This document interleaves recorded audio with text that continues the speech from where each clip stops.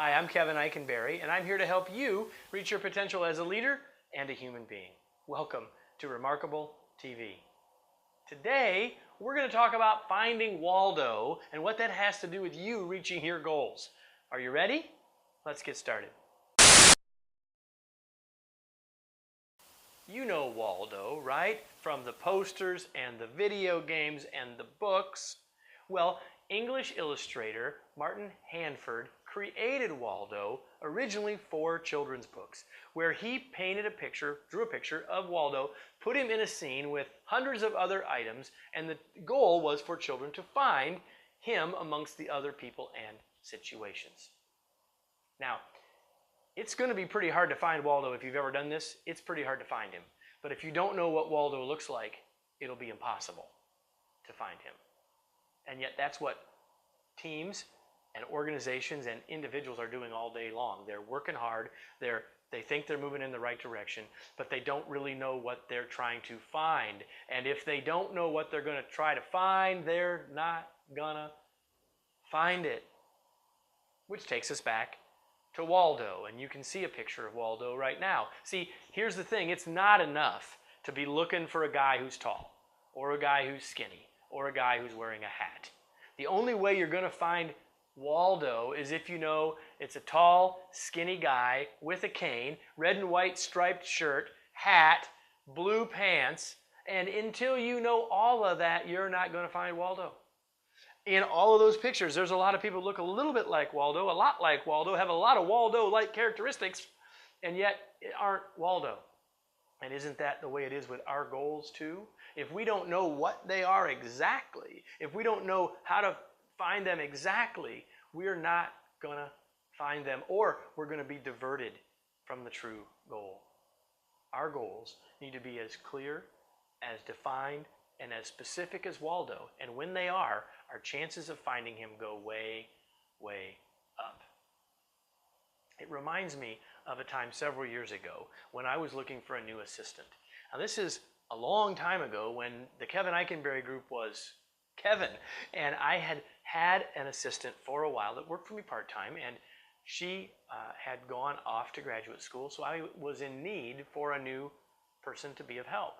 Now, I didn't have to have someone immediately, so I didn't go out rush to find someone. So I got on an airplane one day, and while I was on my flight, I took out a piece of paper and made a description of the perfect assistant. Now this description was detailed. It was more detailed than Waldo. It had how far, the furthest this person might live from my office. It had something to do with their age and their situation and a whole bunch of other things that were very specific. And I did this just trying to get a clear picture in my head of what the perfect assistant would be. 3 days later, I get a phone message. And the phone message says, "My name is Tracy Nolan. I heard you might be looking for an assistant. Would you give me a call?" So I hadn't told anybody really that I was looking for an assistant, but Tracy called me and I called Tracy back and I met with her. She found out through a friend of a friend that I might be maybe looking for someone, and she was interested in talking to me.